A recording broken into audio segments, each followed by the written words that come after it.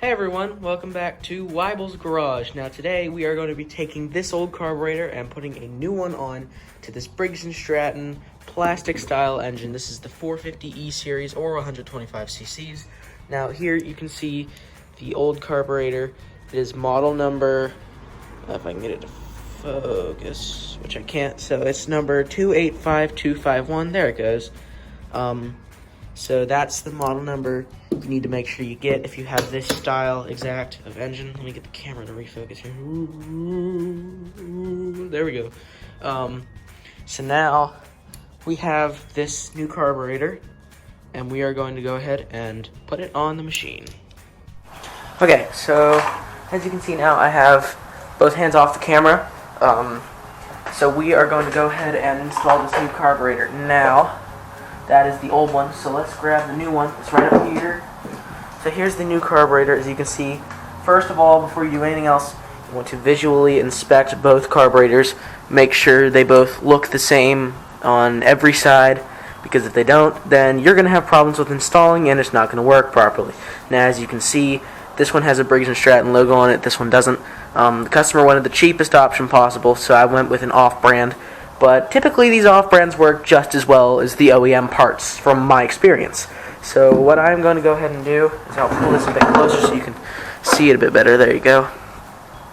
As you can see here, I have the fuel line pinched off with hose clamps or something of that nature. You got to make sure you do that so you don't spill fuel anywhere. So what you're going to want to do is, here's your throttle linkage. You can just push this tube back here and out of the way. Here is your throttle linkage. So that has to go into this hole on the carburetor. So take that and turn the thing on the carburetor so that way it goes through, and then turn it straight upright, and there you go. Now your carburetor is attached to the throttle linkage, and while it's off, I go ahead and slip this gas line on. Whoa, there we go. I don't have it tight, so hold on. Sometimes it can be a pain to get these new gas lines on and to go on and stay on tight. There we go. Do not forget that once you are finished with this whole process, you should move this clamp up to here, so that way you're all set and no fuel's going to leak out. So then go ahead, and once that is done, get this up, pull it up and out of the way, and take this. Make sure if there are any old gaskets down inside of there, make sure you go ahead and take them off. If there are any in there, you probably can't see too well, but make sure you do that. If not, you have to make sure they're all on the new one. So then this little white thing slits into that slot there, and then this just pops on once you get it to line up right. I'm going to put this down again so I can have two hands. If you're lined up to you properly. Yes, you are. Alright. So we're just going to go ahead and there we go. As you can see, it's slid on there, and now it's on there and ready to go. However, we have to install the outside cover, and since this is a priming model, you have to make sure the primer is working properly. So let's go ahead and do that. I have the outside part for this to go on here. This little thing right here is supposed to go onto your hose. That is your breather tube and what your air filter protects here. So I have an air filter in the outer housing. So we're going to go ahead and shove that on there. Get that on there into the hose. There we go. And then once that's done, we're going to go ahead and connect all these little screws to the outside little clamps here. Sometimes you have to make sure you get it back behind this thing up here. You can see that. Oops, sorry. You can see this little thing right here. It's kind of sometimes hard to get that back behind there, but you have to make sure you do it right, or else it's not going to work. So what you need to do is you need to take your what size is this? This is a 7mm. No, sorry. You're going to start with your 8mm or 5/16 actually, and you are going to put in your two outside bolts. So one goes in there like that. Just get them started so that way they don't tighten the whole way and you're not able to get the other ones in. And this one goes in over here like that.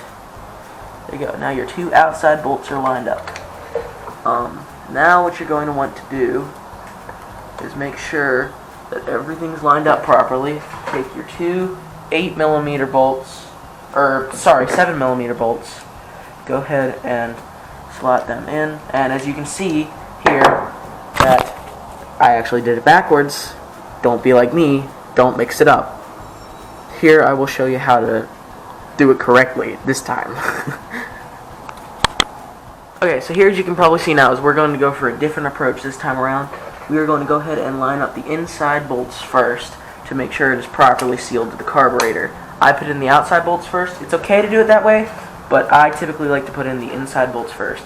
Now, they shouldn't have very much resistance actually going in, so you should be able to get them started okay without them having too much resistance. There we go.